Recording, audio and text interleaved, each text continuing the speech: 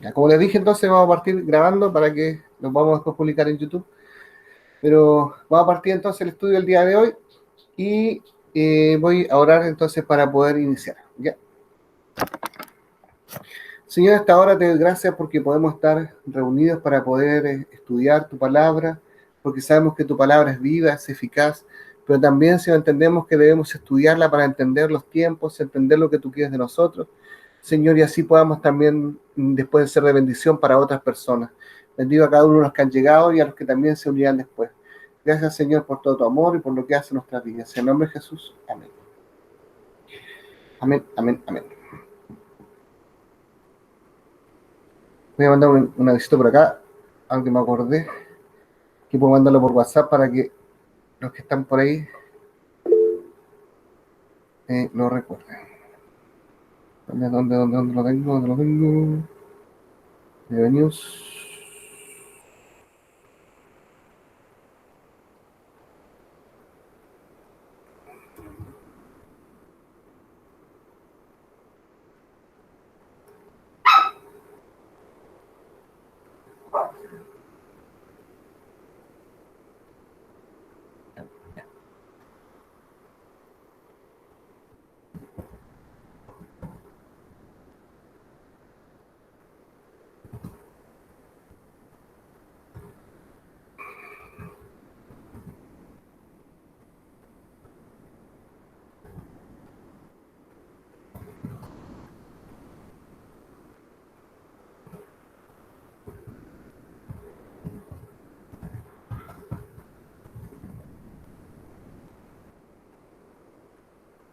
Estoy mandando un mensajito al WhatsApp que se me había olvidado. Así, si alguien todavía estaba por ahí pendiente, alcanza a confirmar. ¿Sí?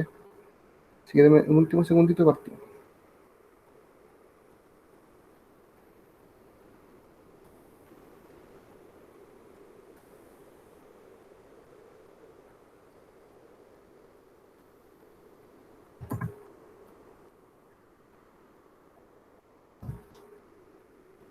Ahora sí. Bien, decía entonces que nosotros en las clases anteriores habíamos estado estudiando el primer y segundo libro de Apocalipsis, ¿sí se acuerdan? Los que hayan estado. Estudiamos el primer y segundo libro de Apocalipsis y hoy día deberíamos partir con el tercero. Había dicho, o había pensado yo en un momento, en haber hecho un repaso, pero repasarlo significaba eh, ir como atrás en vez de avanzar. Y bueno, considerando que también tenemos en las clases en YouTube, o sea que ustedes también pueden verlas a través de esa instancia, entonces por lo mismo mejor decidí continuar en el capítulo 3 y así mejor vamos avanzando. Si alguien no participó de los estudios de los estudios del capítulo 1 y 2, que son tres clases en total, pueden estarla viendo ahí en YouTube. Ahí están precisamente esas clases. ¿Ya? Bien. Entonces, modo presentación.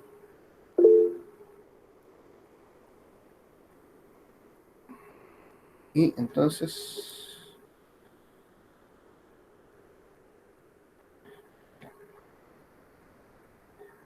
¿están viendo ustedes la presentación, cierto? ¿Alguien que me habla al micrófono? ¿Se ve la presentación?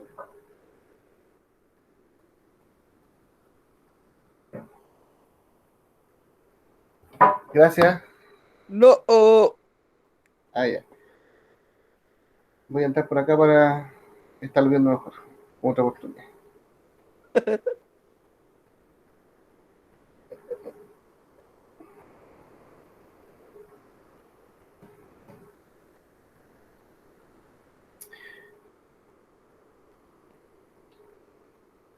No se ve.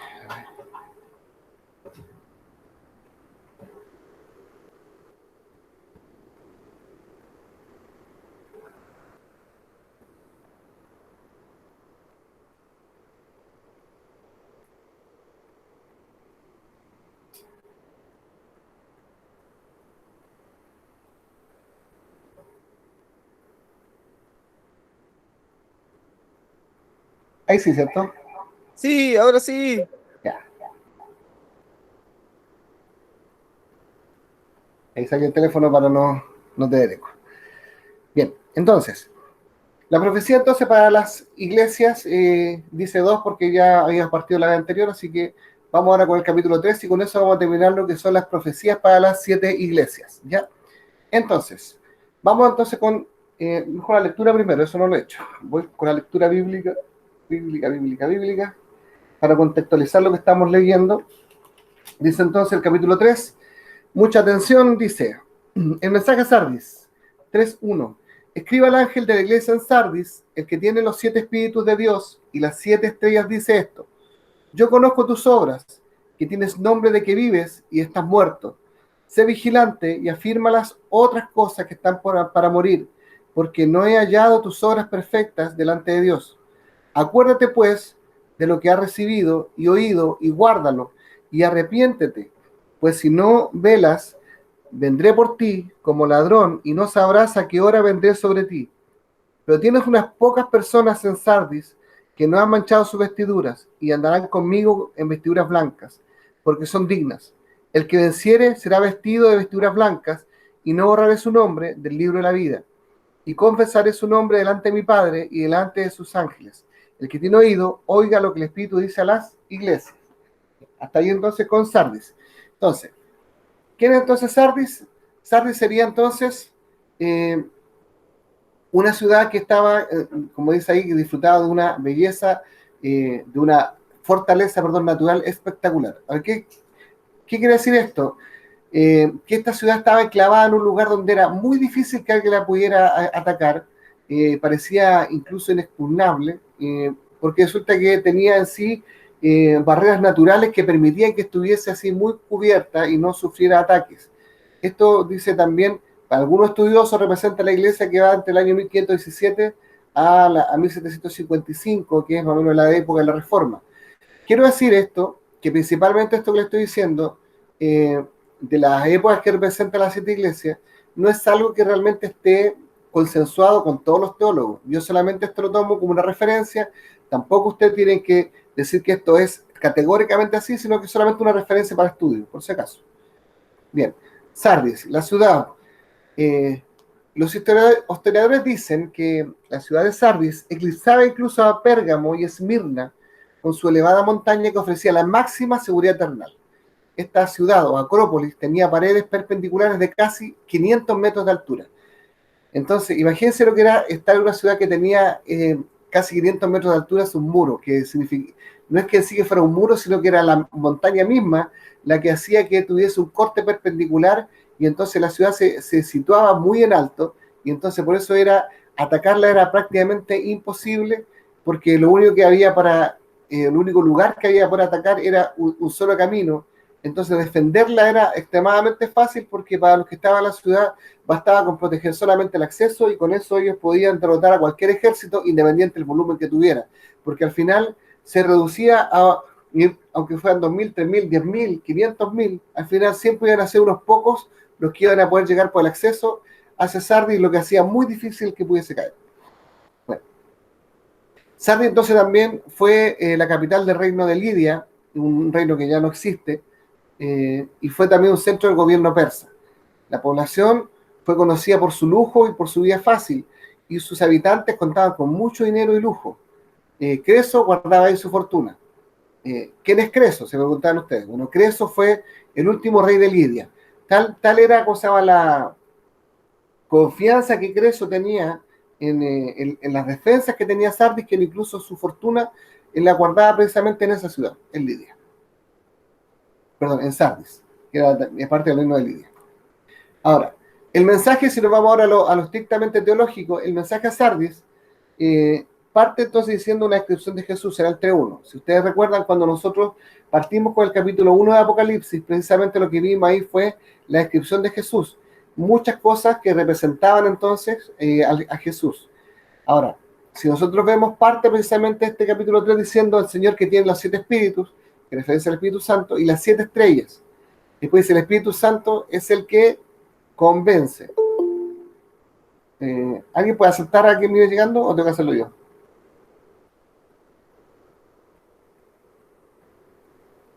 Creo que no, tengo que hacerlo yo.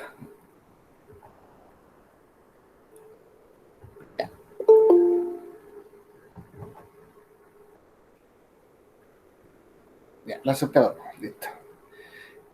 Entonces, una más atrás. Anterior, ya. Entonces, cuál es el tema de la iglesia de Sardis? Que si nosotros nos vamos precisamente a lo que a nosotros habíamos leído, entonces nosotros vemos que el Señor le dice, yo conozco tus obras, que tienes nombre de que vives y estás muerto. Entonces, esta referencia no es una referencia a que físicamente estuviese muerto, sino que lo que estaba diciendo es de que ellos espiritualmente estaban muertos. Entonces él decía, sé vigilante, no te quedes en esa condición, dice, afirma las otras cosas que están para morir. O sea, le dice, tú tienes cosas que ya definitivamente se murieron, pero por favor vigila y estate atento y afirma las otras cosas que también podrían morir. Dice, porque he hallado tus obras perfectas delante, porque no he hallado tus obras perfectas delante de Dios.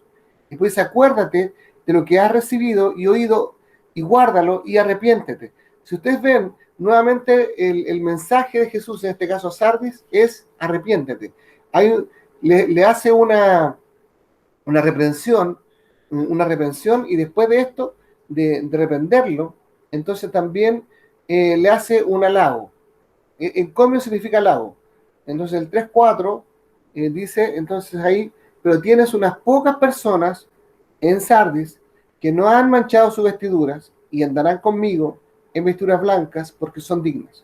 Entonces, lo que habla es que esta iglesia tenía en definitiva solamente unos pocos que realmente estaban dispuestos a seguir al Señor y hacerlo bien. Ahora, ¿cuál es la reprensión? Precisamente que se jactaba de renombre y de fama, pero no lo merecían.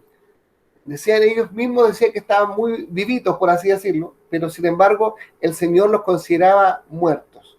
Ahora, la esperanza que hay en esta situación es que en realidad el mismo Señor nos ayuda o le decía a ellos que ellos podían arrepentirse y afirmar las cosas que aún podían estar por morir. O sea, si ellos buscaban al Señor, aún había para ellos esperanza. Amén. Ahora, ¿cuál es la corrección? La iglesia ha muerto. ¿Qué otra condenación se podría agregar entonces a esa corrección? Entonces Jesús les aconseja despertar y fortalecer lo que restaba, recordar las experiencias pasadas, tenerlas presentes, arrepentirse. Entonces Jesús lo que está diciendo a esta iglesia es, oigan, despiértense, ustedes juran que están muy despiertos, pero sin embargo espiritualmente se están muriendo. Entonces le decía, lo que ustedes tienen que hacer ahora ya simplemente es despierten, arrepiéntanse de lo que están viviendo, arrepiéntanse de su situación actual y vuélvanse al Señor. Entonces, lo que está en definitiva entregando como mensaje al Señor para ellos es un mensaje de que ellos deben arrepentirse para que así puedan entonces entrar en la vida eterna. Entonces cuando Él hace la promesa, precisamente lo que vemos en el 5, Él dice al vencedor, Él lo vestirá con vestiduras blancas, inmaculadas, perfectas. Entonces Cristo, Él tiene reservado para aquellos que son fieles, entonces vestiduras blancas, con los cuales van a estar entonces frente a la presencia de Dios.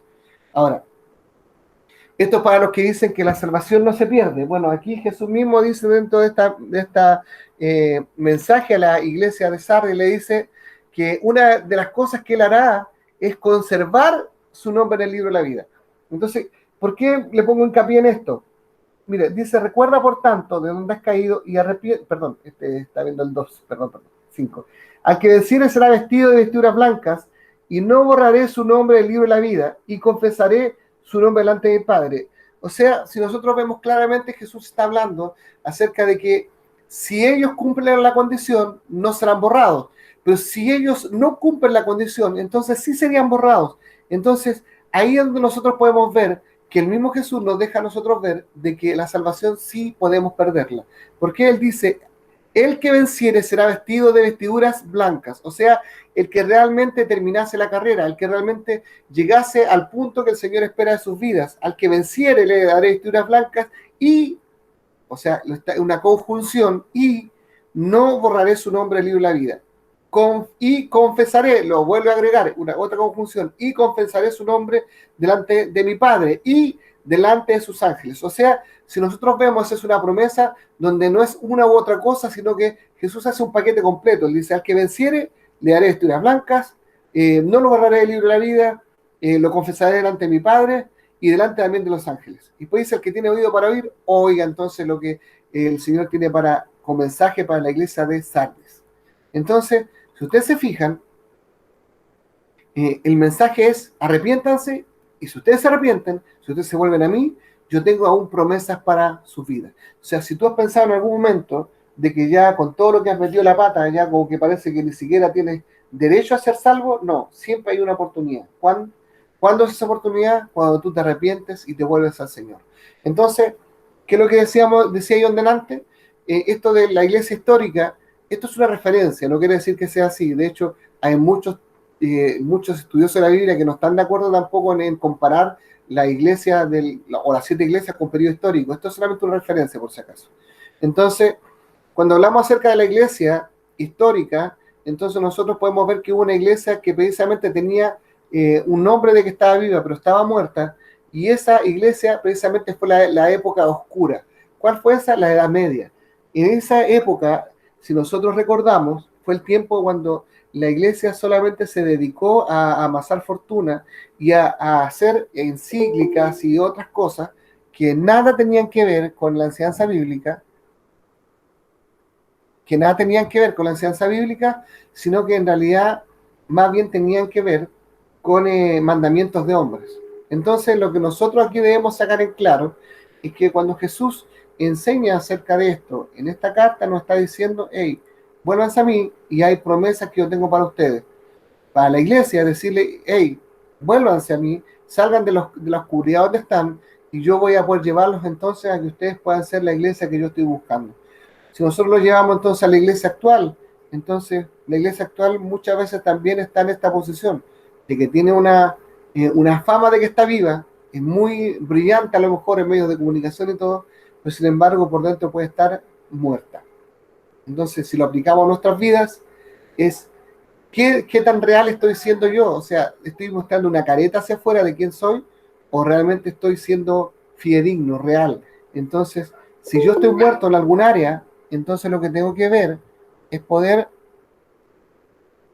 si yo estoy muerto en algún área, lo que yo tengo que hacer es estar dispuesto entonces a arrepentirme para que el Señor pueda vivificarse en mí nuevamente y pueda estar digno para Él, para que pueda un día tener vestiduras blancas y pueda entonces también, yo también permanecer en el libro de la vida y no ser borrado de Él. Amén. Algo que decir acerca de esta parte de la iglesia de Sardis.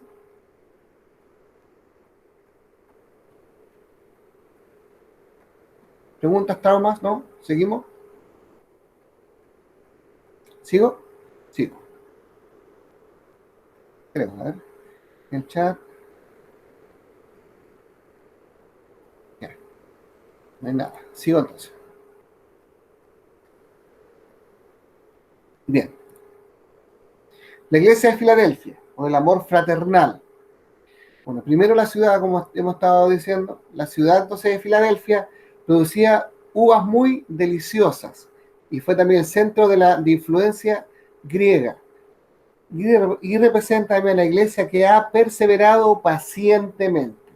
O sea, aquí nosotros tenemos que mirar representa también un periodo de la iglesia donde la iglesia pudo perseverar a pesar de las circunstancias que muchas veces les fueron contrarias. Ahora, Filadelfia como ciudad llevaba el título de la Puerta del Este. Su planicie volcánica hacía que fuera un suelo ideal para la uva. Tiene muchos kilómetros de viñedo. Entonces, es una ciudad que era muy conocida entonces por sus vinos, por sus uvas y todas esas cosas. Entonces, muchos la llamaban la pequeña Atenas. O sea, ustedes se fijan, Atenas era una ciudad muy linda, estaba muy desarrollada. O sea, si la llamaban la pequeña Atenas, imagínense ustedes entonces el desarrollo que debe haber tenido. Entonces, y fue también la cuna entonces del helenismo, o sea, lo que estábamos hablando acerca de los griegos, que es un sinónimo, en Asia. O sea, en Asia, la ciudad de Filadelfia representaba entonces todo lo mejor de la cultura helénica o griega. Ahora, como todo el mensaje entonces que estuvimos viendo acerca del Apocalipsis, entonces yo voy a leer ahora entonces la parte que tiene que ver con la iglesia de Filadelfia, que dice así, en el versículo 7, capítulo 3 de Apocalipsis, versículo 7 dice: escriba al ángel de la iglesia en Filadelfia, esto dice el santo, el verdadero, el que tiene la llave de David, el que abre y ninguno cierra, y cierra y ninguno abre. Yo conozco tus obras. He aquí he puesto delante de ti una puerta abierta, la cual nadie puede cerrar, porque aunque tienes poca fuerza, has guardado mi palabra y no has negado mi nombre. He aquí, yo entrego de la sinagoga de Satanás a los que dicen ser judíos y no lo son, sino que mienten. He aquí, yo haré que vengan y se postren a tus pies y reconozcan que yo te he amado. Por cuanto has guardado la palabra de mi paciencia, yo también te guardaré de la prueba que ha de venir sobre el mundo entero, para probar a los que moran sobre la tierra. He aquí yo vengo pronto, retén lo que tienes, para que ninguno tome tu corona. Al que venciere, yo le haré columna en el templo de mi Dios, y nunca más saldrá de allí, y escribiré sobre él el nombre de mi Dios, y el nombre de la ciudad de mi Dios, la nueva Jerusalén, la cual desciende del cielo de mi Dios, y mi nombre nuevo. El que tiene oído, oiga lo que el Espíritu dice a las iglesias. Ahora, si nosotros tomamos este mensaje ahora nuevamente, tenemos la estructura similar a lo que fue las otras cartas, y vemos al principio entonces también cómo describe a Jesús en el 3:7, donde dice que tiene la llave de David, o sea, significa la entrada al reino mesiánico de gloria. Ahí tiene una referencia en Isaías 22:22. Jesús es el que abre y cierra las puertas a su voluntad. Si ustedes se fijan, ahí dice una frase que, bueno, a mí me gusta mucho en particular, que cuando dice yo conozco tus obras, y aquí he puesto delante de ti una puerta abierta, la cual nadie puede cerrar. O sea, él tiene las llaves tanto para abrir como para cerrar. Pero cuando le abre una puerta para ti, nadie la puede cerrar. Ni por mucho que quiera, no lo va a poder. Y eso es lo que él entonces deja en evidencia dentro de este versículo. Dice, y el que ha abierto una puerta a esta iglesia. Entonces, si nosotros lo aplicamos también a nuestras vidas, podemos decir, si tú has sido fiel, dice que él abre una puerta delante de ti y que ninguno puede cerrar, a menos que fuese el mismo. ¿Ya? Entonces, una reprensión para Filadelfia no tiene. ¿Qué nos quiere decir esto? En este caso, no hay una reprensión para Filadelfia porque el Señor le gustaba como era la iglesia de Filadelfia, la iglesia fiel. Entonces, pero sí tiene un elogio. En el 8 y 9, ahí dice, yo conozco tus obras, y aquí he puesto delante de ti una puerta abierta. Fíjense que él dice, yo conozco tus obras, y no le das una reprensión respecto a sus obras, sino que le dice, y aquí yo he puesto delante de ti una puerta abierta, la cual nadie puede cerrar, porque aunque tienes poca fuerza, has guardado mi palabra y no has negado mi nombre. Dice, he aquí yo entrego de la sinagoga de Satanás a los que dicen ser judíos y no lo son, sino que mienten. He aquí yo haré que vengan y se postren a tus pies y reconozcan que yo te he amado. Yo quiero un poco decirles de que si nosotros lo comparásemos con el periodo de la iglesia, nosotros veríamos a los que son los padres de la fe de principios del siglo XX y finales del siglo XIX, donde nosotros veíamos a líderes de la iglesia que se levantaron para restituir el Espíritu Santo en las iglesias, por ejemplo, que dentro de lo que fue la época oscura de la iglesia se perdió. En la Reforma prácticamente solamente se habló acerca de lo que era el Señor, pero de un sentido más teórico. Pero más ya después lo que fue la iglesia de finales del siglo XIX y principios del siglo XX, ya lo que la iglesia hizo fue rescatar el Espíritu Santo, no que antes no hubiese estado, sino que me refiero dentro de la liturgia y propia de la iglesia, ya el Espíritu Santo fue una parte fundamental. Entonces, ahora lo que la iglesia empezó a hacer fue restaurar los ministerios, por ejemplo, como los evangelistas, los profetas, los pastores, maestros, los apóstoles a finales del siglo XX. Y nosotros ahí podemos ver cómo estuvo realmente obrando el Señor dentro de una iglesia que, a pesar de que no tenía tanta fuerza cuando se empezó a levantar, me refiero cuando partió recién la Reforma con Lutero en adelante, con Lutero, Calvino y otros, nosotros podemos ver cómo igualmente después de eso, una iglesia que no tenía ni tanta fuerza, pero empezó a levantarse hasta llegar a un punto en que fue una iglesia muy influyente, hasta el punto de que el día de hoy tenemos millones de cristianos evangélicos en todo el mundo.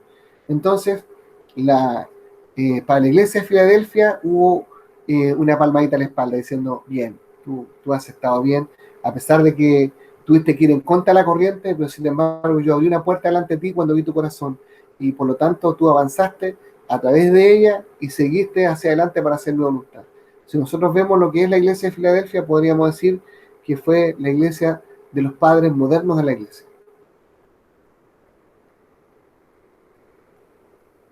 El consejo, en el 3:11, he aquí yo vengo pronto, retén lo que tienes para que ninguno tome tu corona. Yo creo que no hay mucho que explicar acerca de eso.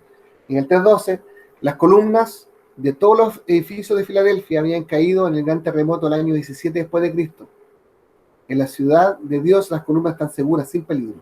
O sea, aquí el Señor le hace una comparación y le dice, mira, las columnas de Filadelfia cayeron con un terremoto, pero sin embargo, yo para ustedes lo que tengo es una ciudad donde las columnas nunca caerán, sino que están seguras.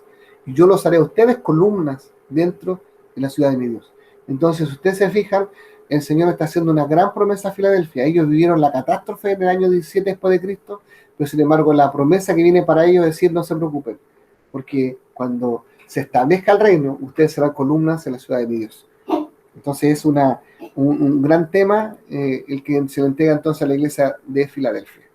Entonces la aplicación es la local, precisamente lo que hablamos acerca de Filadelfia, la histórica, que yo ya la he ido mencionando, digamos, a medida que he ido explicando esta clase el día de hoy, y la actual, bueno, si nosotros la traemos a la iglesia actual, podemos ver que aquí lo que nosotros tenemos que considerar es una iglesia que es fiel al Señor, una iglesia que es capaz entonces de mejorar el celo al Señor, pero en decir, no sea una iglesia liviana, no sea una iglesia light, una iglesia que se conforma con lo que sea, sino que en realidad una iglesia que realmente ama al Señor y una iglesia que está dispuesta a entregar su vida por Él. O sea, individualmente yo como persona, ser un cristiano que estoy dispuesto a renunciar a mí mismo si es necesario, pero con amor al Señor.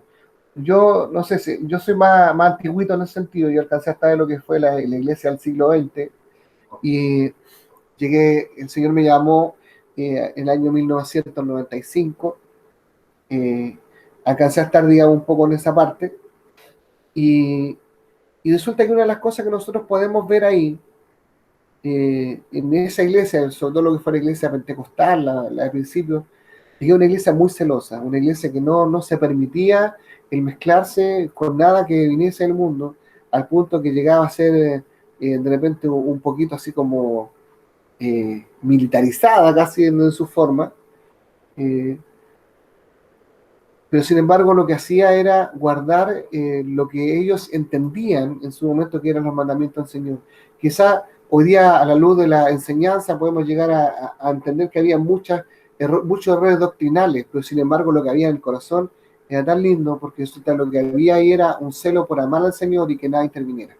Y eso es algo que yo creo que nosotros deberíamos tener hasta el día de hoy como algo que nosotros debiésemos valorar. Alguien creo que dijo algo. ¿O no? No, nadie dijo nada. Bien. La Odisea, o ya la iglesia del juicio. Bueno, en la ciudad de la Odisea, ahí dice que pasa un agua que nace caliente en Hierápolis y después ya llega más tibia, digamos, cuando entra a la ciudad. Y esa representa entonces a la iglesia actual y la iglesia que va a estar aquí en la tierra hasta el fin, hasta cuando Jesús venga, me refiero. Y, y eso la describe también como una iglesia satisfecha y materialista. Ahora, vamos a comparar un poco la ciudad y ahí vamos a ir entendiendo de lo que estoy hablando. La ciudad de la Odisea. Bueno, fue fundada por Antíoco II a mediados del siglo III a.C., no a su esposa Laodice. Ahora, fue un famoso centro bancario, dice, también por su tela lustrosa, lana negra y su escuela de medicina. Ahora, la ciudad tenía un acueducto que traía el agua desde 10 kilómetros de distancia. Esto era muy poco habitual en las ciudades antiguas. ¿Por qué razón? Porque cuando a una ciudad se le cortaba el suministro de agua, era muy fácilmente invadible. O sea, generalmente las ciudades se construían sobre cursos de agua o muy al lado de cursos de agua, cosa que fuera fácil poder defender tanto la ciudad como el curso de agua para que en definitiva no fuera la ciudad a caer por falta de este elemento tan vital. Entonces la Odisea, al haber sido una ciudad que se construyó tan lejos de un curso de agua, consideramos nosotros 10 kilómetros, sobre todo para ese tiempo, era una distancia considerable. O sea, 10 kilómetros, para que ustedes se hagan una idea, en este momento sería ir como de Vespucio, por ejemplo, de Vespucio con Quilín, y llegar más o menos hasta Gran Avenida con Santa Isabel. Eso más o menos debería ser como, menos como 10 kilómetros, creo yo. Entonces era una distancia considerable si nosotros estábamos pensando en que se debía defender el curso de agua si es que ellos querían ser atacados en un momento. Entonces, ¿qué es lo que pasa? Que entonces como en sí la ciudad era muy vulnerable en ese sentido, hizo que también fuera una ciudad muy conciliadora, muy transigente. O sea, ¿qué es lo que es la palabra transigente?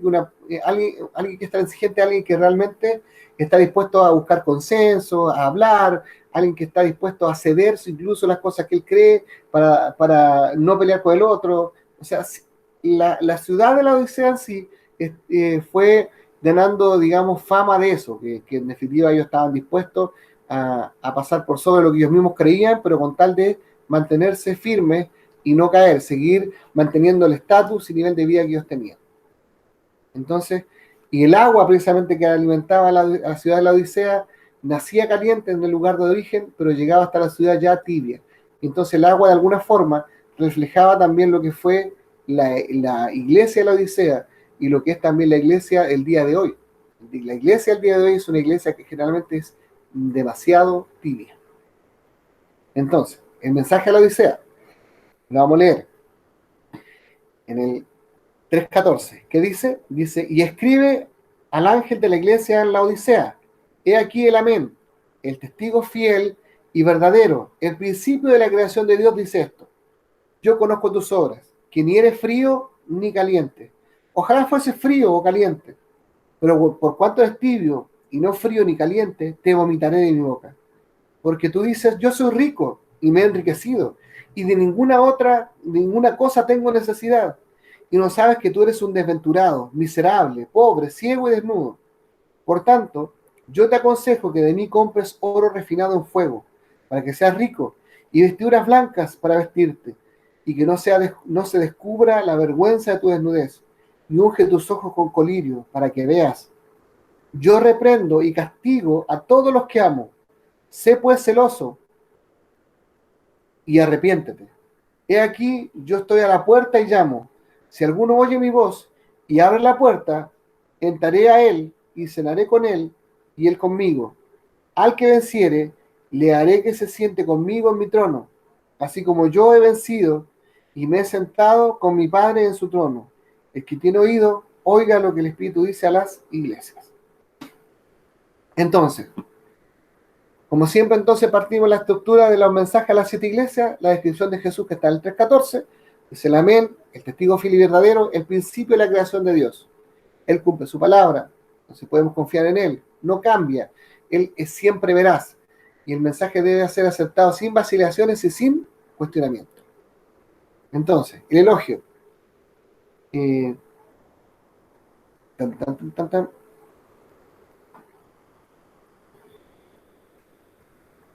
No tiene, dice, al igual que Sardis, porque dar un elogio a una iglesia autosatisfecha hubiera impedido la posibilidad de avivarla. No sé si se entiende esto, pero tiene que ver con que si el Señor le hubiese dicho algo como lo que le dijo, por ejemplo, a la iglesia de Filadelfia, y a Filadelfia le dice, hey, yo conozco tus obras y wow, pucha, tú sí que estás bien, y yo abrí una puerta delante de ti, yo sé que no la voy a cerrar porque tú, wow. Entonces, el Señor hace con Filadelfia una excepción, pero en cambio con Sardis, tanto como la Odisea, no hay un elogio para ellos, porque la Odisea era una iglesia que en sí está autosatisfecha, piensa que todo lo está haciendo bien, que nadie puede decirle nada. Entonces, la posibilidad de realmente de avivar una iglesia que piensa de esa forma era prácticamente nula si partía dándole algún elogio, pero sí tiene reproches. Y entonces el principal es que el Señor le dice, no eres frío ni caliente. Dice, ojalá fuese frío o caliente, pero por cuanto dice eres tibia, entonces yo te voy a vomitar de mi boca. Entonces, si nosotros nos damos cuenta lo que está diciendo, bueno, ya pensé que me estaban hablando a mí. Entonces, si nosotros nos damos cuenta, lo que le está diciendo es, oigan, eh, este es el momento de que ustedes realmente se den cuenta de que hoy día tiene una postura que es demasiado cómoda. Ustedes piensan que son ricos, pero en realidad no son nada. Ustedes piensan cosas que en realidad no han alcanzado todo, pero en realidad no han alcanzado nada. Y bueno, y si de hecho nosotros vemos hoy en día, aquí mismo en Chile, donde teníamos un ministro de salud que se jactaba de que en realidad teníamos la mejor salud de toda la galaxia, de todo el sistema solar, y, y en realidad este vino esta pandemia y derrumbó todo lo que eran los castillos de arena o los castillos que habían en la arena, como en los jaguares de América, y como, no sé, y país de la OCDE, y tantas otras cosas. Y entonces yo creo que esas mismas cosas nos pasan de repente en la iglesia. A veces creemos que tenemos tanto, pero sin embargo nos ponemos a analizar realmente lo que somos como iglesia, no como piedra viva me refiero, sino que lo que somos en total como iglesia. Y en realidad estamos a veces mucho más preocupados de elogiarnos a nosotros mismos y realmente llevar el mensaje a que lo necesitan. Yo muchas veces he dicho esto y lo voy a decir de nuevo. A veces hacemos grandes congresos y en realidad lo que hacemos es predicarnos a nosotros mismos, pero no se gana ni un alma. Entonces, en realidad lo que hacemos es, de alguna forma, eh, llenarnos de elogios los unos a los otros, pero sin embargo no estamos creciendo como debiéramos. Entonces, lo que resalta el Señor para esta iglesia es su falta de compromiso. Entonces, ¿cómo está realmente el compromiso de la iglesia el día de hoy? ¿Cómo está el compromiso? Y al hablar de la iglesia me refiero a las personas. ¿Cómo está el compromiso de las personas de este tiempo? Y, y lo que pasa es que en realidad si lo analizamos, hoy día la iglesia se ha vuelto conformista. Hoy en día la iglesia se conforma con poco. No, es que sabes que no, es que llego tan cansado que con ver el mensaje del domingo nomás estoy bien. No, es que sabes que en realidad tengo tantas cosas que hacer que cuando se iba a la iglesia decía, no, mira, yo la semana no puedo ir, pero el domingo voy.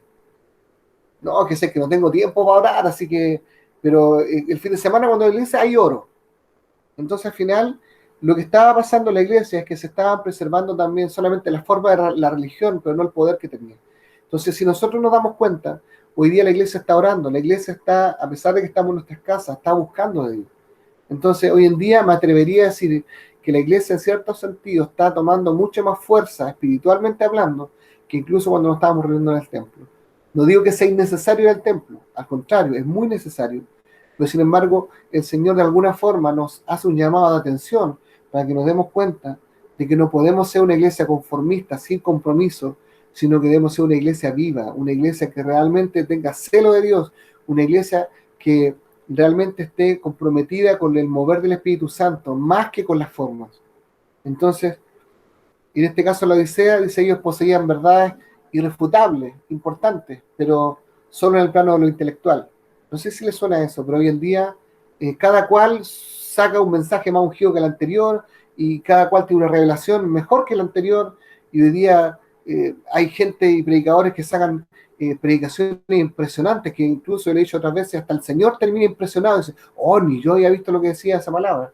Entonces, pero sin embargo, cuando nosotros nos damos cuenta, la palabra de Dios, si bien es cierto, es interpretativa, pero sin embargo, la palabra de Dios puede ser entendida por todos aquellos que vienen con un corazón limpio y con un corazón dispuesto para entender la palabra del Señor. Y cuando nosotros entendemos esa palabra, se manifiesta en nosotros lo espiritual. Y al manifestarse lo espiritual en nosotros, lo que ocurre precisamente es que empezamos a vivir el poder de Dios. No vivimos nosotros amarrados simplemente al plano intelectual, sino que también vivimos lo que tiene que ver con lo espiritual, lo que tiene que ver con vivir el poder de Dios, ver sanidades, el poder ver gente que está hablando en lengua, gente que está profetizando, y así sucesivamente. Entonces, la iglesia no puede ser una iglesia que simplemente viva en torno a un ritual, sino que tiene que ser una iglesia que viva también en el plano espiritual, no solo el intelectual. Entonces, la iglesia de la Odisea decía, de ninguna cosa tengo necesidad. O sea, la posesión de la verdad la llevó a una actitud de orgullo espiritual, de intolerancia religiosa. Entonces, fíjense que la gente que estaba en la iglesia de la Odisea decía, no, yo tengo un nivel de conocimiento viejo que, tengo no sé cuántos diplomados y cursos, entonces yo estoy en otro nivel, fíjate, no, tú no estás preparado para esta conversación, más o menos.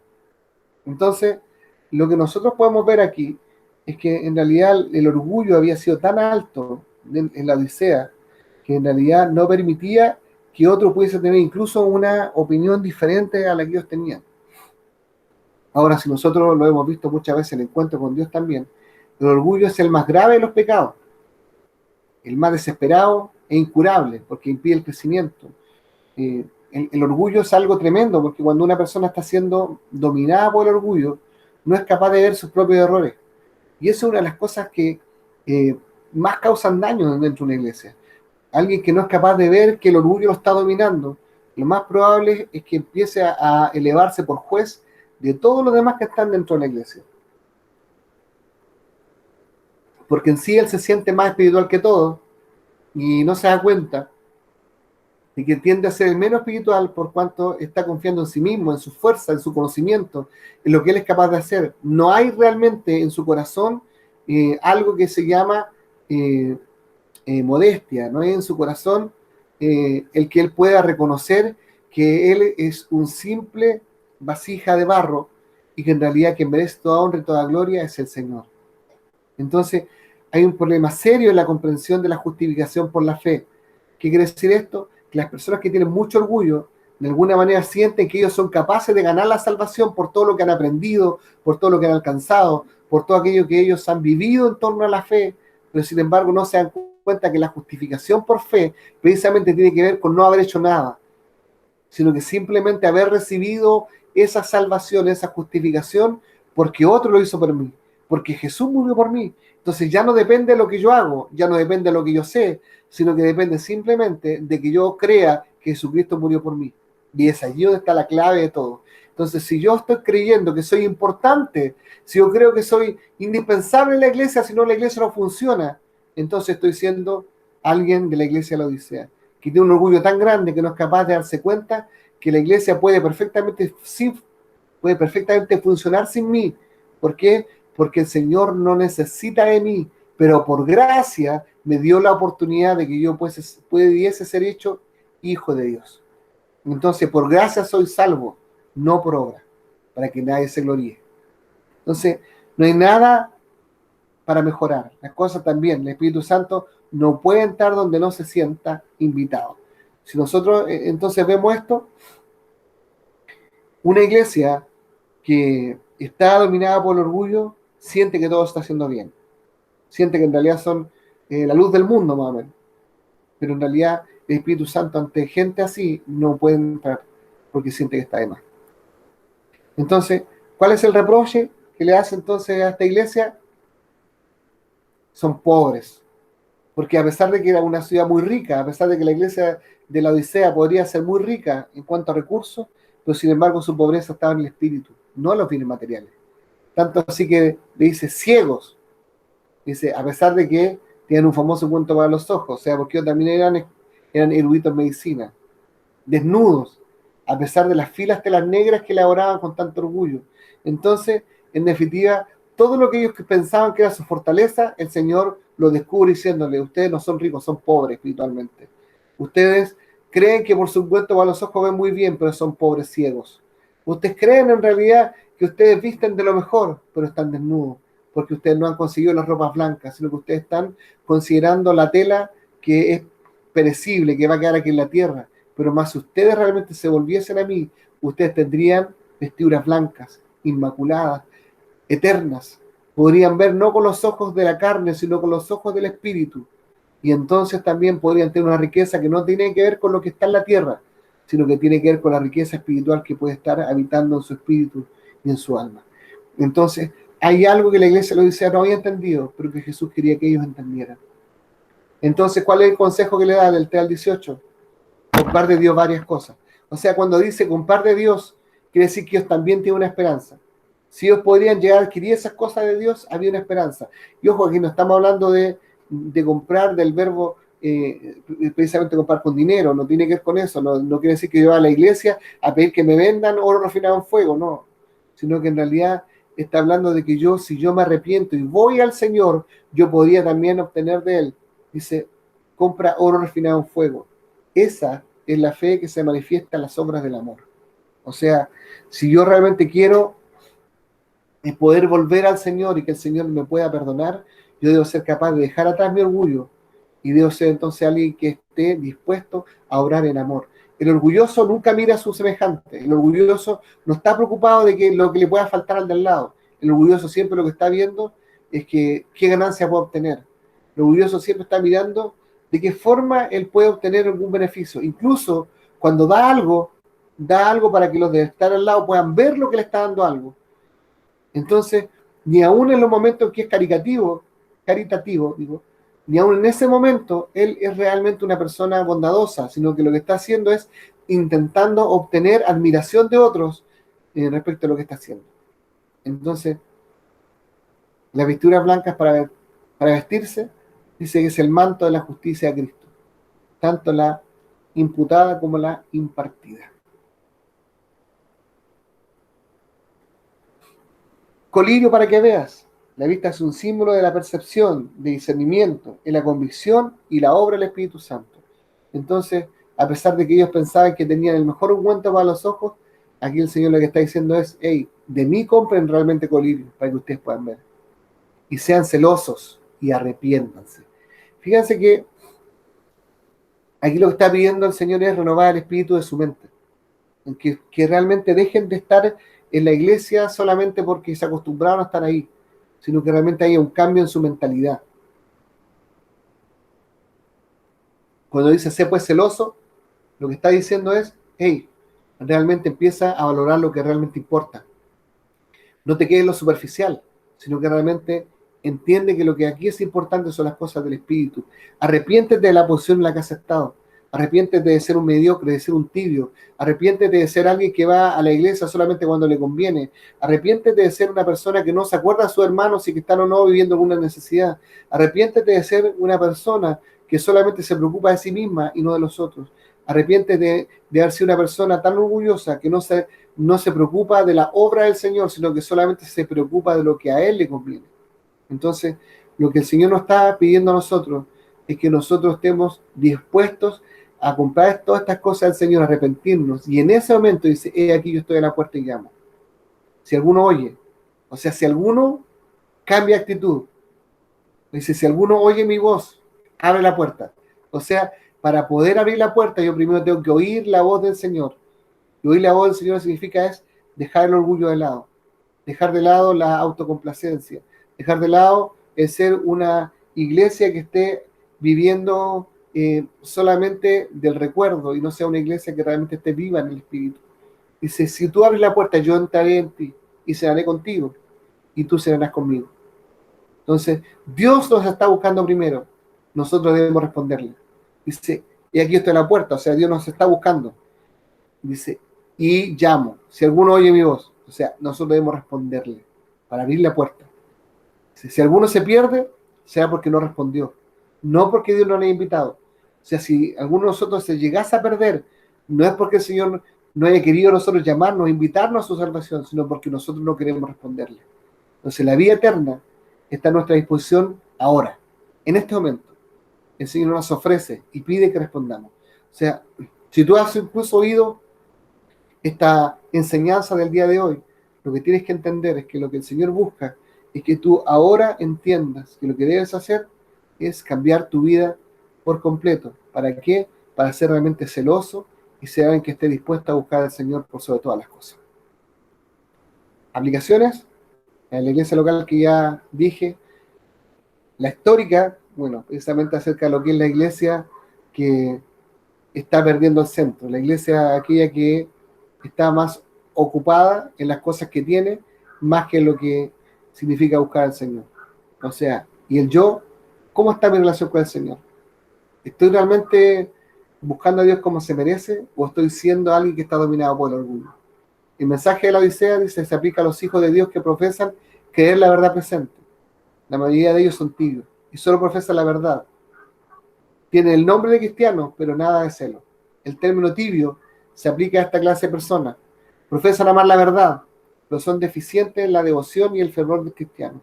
¿Saben? Algo que se dio mucho en este tiempo, cuando hablábamos, cuando terminábamos, y cuando estábamos de repente en las oraciones, tanto los jóvenes como los adultos, de que muchos decían, a mí no me gustaba orar, yo no oraba, pero sin embargo ahora estoy amando la oración, ahora estoy orando más, ahora estoy haciendo esto. Entonces, ¿qué pasa? Que muchos cristianos durante mucho tiempo incluso están yendo a la iglesia, pero ni siquiera había una oración de por medio que dijera, está tratando de buscar al Señor. Entonces, eso nos demuestra entonces de que muchos asistían a la iglesia, pero no había un peso espiritual en lo que estaban haciendo, o sea, eran tibios. Entonces, la pregunta sería, ¿cómo estaba tu vida espiritual hasta antes de esta pandemia? ¿Durante esta pandemia mejoró? ¿Empeoró? ¿Realmente estás siendo tibio o estás siendo alguien ferviente en el Señor? ¿Estás siendo alguien que hoy día está entendiendo que ya no puede seguir jugando, sino que hoy día lo que hay que hacer es amar al Señor por sobre todas las cosas? Entonces, una pregunta como para que nosotros la tengamos presente. El mensaje, entonces, a la Odisea.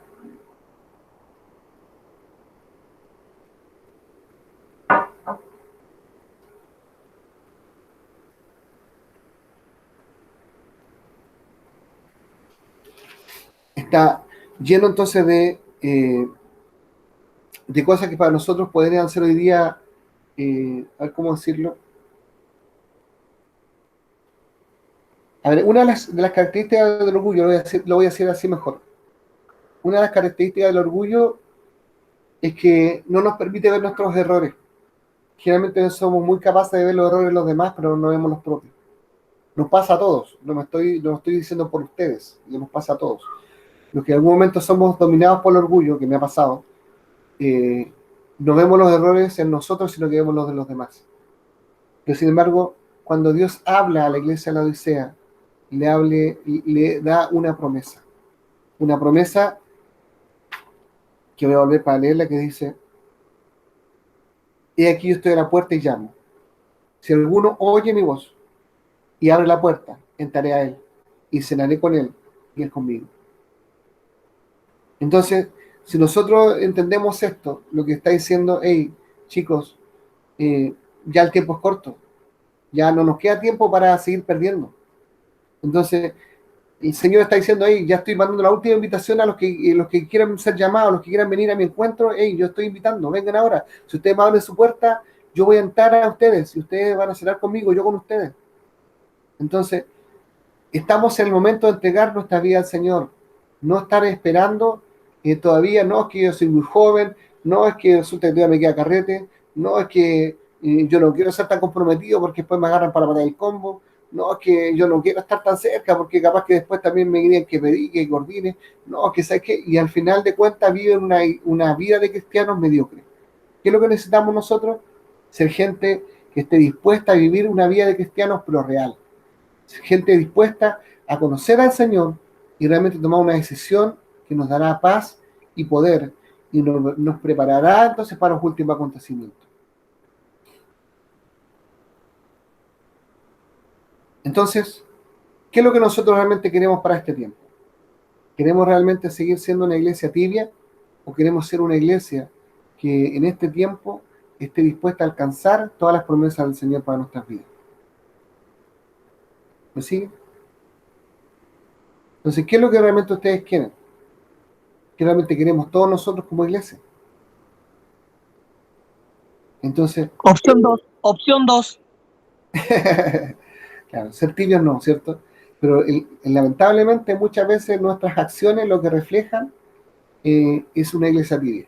Y eso es lo que nosotros hoy día en este tiempo de pandemia nosotros debemos cambiar. Y decir, ¿sabes qué? Si mi actitud frente al Señor, si mi actitud como cristiano había sido el de ser tibio, el ser mediocre, el ir cuando se me ocurría, el reemplazar cualquier cosa por la iglesia, dicen, no, pastor, que sea que hoy día no voy a ir porque justo me salió un paseo. No, pastor, que sea que hoy día no voy a ir porque justo me llegaban visitas. No, pastor, no voy a ir, es que hoy día me duele el dedo. No, pastor, es que hoy día no voy a poder estar porque justo, no sé, tengo jaqueca. Y entonces que, hermano, usted predica el jueves, ya, pastor, no hay problema. Después el jueves a las 7:30, pastor, es que sabe que no puedo ir hoy día, ¿usted podría reemplazar? Entonces, no tener el peso o no sentir realmente el peso de lo que significa ser cristiano. Y eso es lo que yo hablaba de cuando hablaba de la iglesia pentecostal. Yo no puedo quedar espíritu real. Cuando yo hablaba de la iglesia pentecostal, precisamente era que si a uno le encomendaban algo ante la iglesia, eso era ley, así, pero uno lo tenía tan impregnado en su ser que era inconcebible que yo pudiese hacer algo distinto a lo que a mí se me había dicho que tenía que hacer. O sea, de hecho, nosotros, digamos, lo que es la iglesia pentecostal, por ejemplo, para el Año Nuevo se le da la base al Señor. Era inconcebible no ir al culto del Año Nuevo, o sea, no estar en la iglesia a las 12 de la noche para darle la base al Señor era algo inconcebible.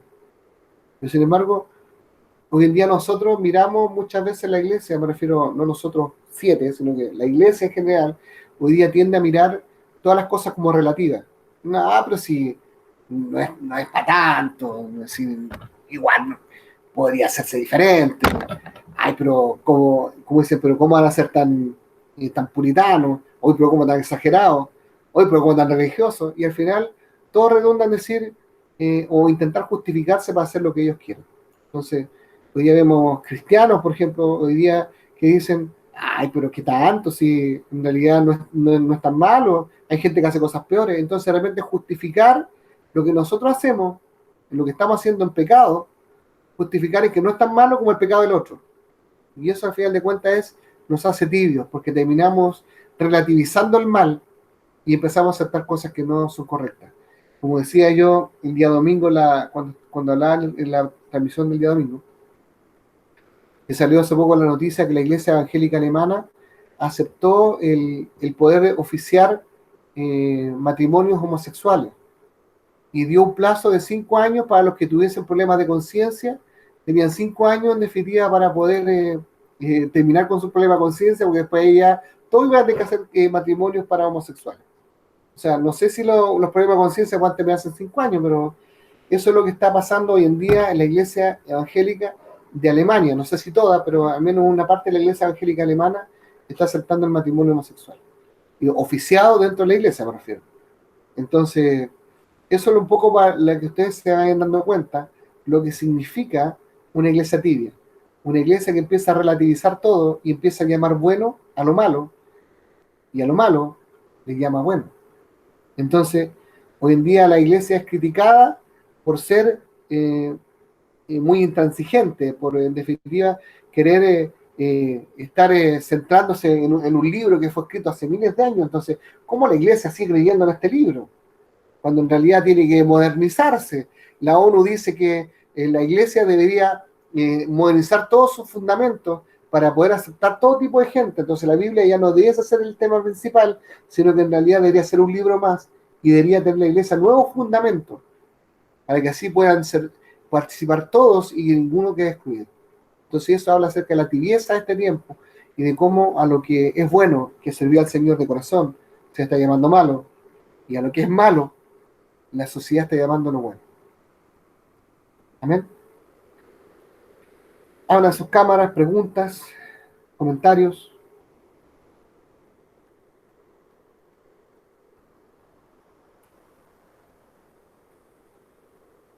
¿Siguen ahí o estoy hablando solo? Seguimos acá. ¿Comentarios? Aquí estamos, aquí estamos. Sin comentarios. No se aceptan declaraciones. ¿Cómo eso? Así que estamos, Encontré todo clarito. estamos con la mamanita escuchando. Pero ahí, después de esto nadie tiene nada que decir, aportar o algo, ¿no? Por último, no sé. Estamos de acuerdo en todo, dijo la mamanita. A ver, vamos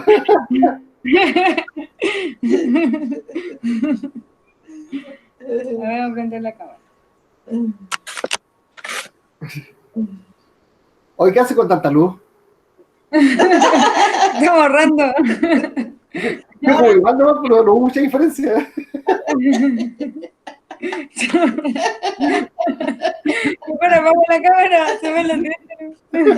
Está prendida la luz de allá de la cocina y la del living. Lo apoyo para estar socializando también. Claro. Digamos que un comentario así como más de fondo, digamos, no hay ninguno. Algo más profundo, mami. Vente algo, mami. Es que no debería ser tan claro en los cursos para que nos queden dudas. Si no, no tenemos dudas. Está muy bien así, pastor, está clarito. Claro. No nos queda ni una duda. Está clarito. Sí, me estaba en el pelo.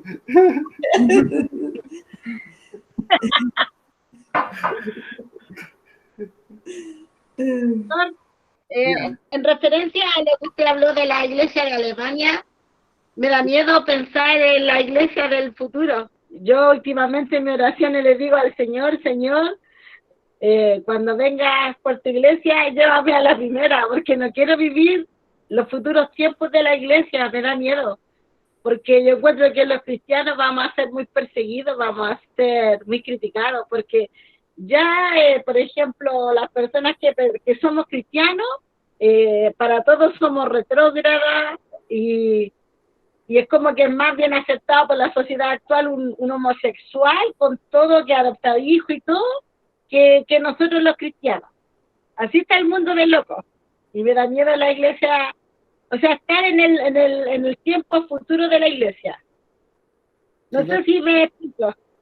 Sí, es que a mí me pasa lo mismo. De hecho, yo cuando digo estas cosas es para que se vayan haciendo una idea de lo que realmente está pasando en el mundo. Hoy en día, si nosotros nos ponemos a mirar lo que para dónde apunta la sociedad va apuntando precisamente a poder aceptar cada día más la diversidad sexual, la diversidad de pensamiento y todas esas cosas. O sea, piensen hoy en día que los movimientos, hoy día, por ejemplo, ¿cómo se llama este movimiento?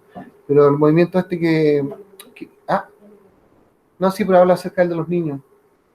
Hay un movimiento de pedófilos que hoy día es como bien famoso. Sí, algo así más, creo que. Hay un movimiento de pedófilos hoy en día que se está aliando con el mundo LGBT, Q+, y no sé qué otras cosas más.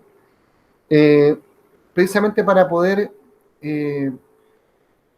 hacer que la pedofilia se acepte como una parte de la diversidad sexual. O sea, si hay consentimiento en tener relaciones sexuales de niños de 12 años para arriba, que sea aceptable. Y de hecho incluso hay unos que dicen desde cuando el niño tenga conciencia. O sea, en realidad estamos hablando de que ellos quieren que sea aceptable las relaciones sexuales con cualquier niño o niña, sin importar en definitiva cuál sea su edad. Y esto se ha estado preparando el camino hace rato. O sea, ustedes piensen que se está hablando de diversidad sexual en los jardines infantiles. Entonces, hoy día, digamos que, ¿cuál sería el objetivo de hablar de diversidad sexual en un jardín infantil en niños que son asexuados mentalmente hablando? O sea, la idea es sexualizarlos desde pequeños, cosa que en realidad hoy día no les llame ni la atención cuando o después vean a una pareja homosexual, lo que sea. O sea, es más, si ustedes lo piensan un poquito, hoy en día, ¿en qué película, serie o lo que sea, ustedes no ven alguna pareja homosexual que está metida entre medio? O algún homosexual que es clave dentro de la participación de la serie, película, lo que sea, e incluso el dibujo animado. Entonces, hoy día, ¿a alguno de ustedes les parece escandaloso ver una pareja homosexual en la televisión? Yo le aseguro que no. La mayoría lo ve y lo deja pasar así como, está ahí. Lo ven como, hoy día lo hemos normalizado, nos parece normal verlo. Entonces, eso mismo es lo que se está haciéndose en la sociedad. Imagínense que nosotros como cristianos, que tenemos valores que nos indican de que el homosexualismo, el lesbianismo y todo eso es un pecado. Sin embargo, sin darnos cuenta, todo este mover satánico nos ha ido haciendo que nosotros normalicemos también en nuestra vida este mover. Y hoy en día a nosotros también nos parezca precisamente normal el que ocurra, normal verlo en la tele, normal no sé qué. Hoy día cualquier programa de opinión, si no tiene un homosexual y un brujo, no es programa. No sé si se han dado cuenta. Sí, es verdad.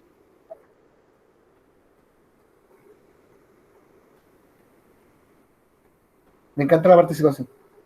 Es verdad, pastor. Todos los matinales hay un tarotista, una persona que lee ahí la suerte, y en casi todos los animadores hay un gay, y ya todo es normal en la televisión, todo es normal. Entonces, pero también nosotros lo hemos normalizado, a eso me refiero.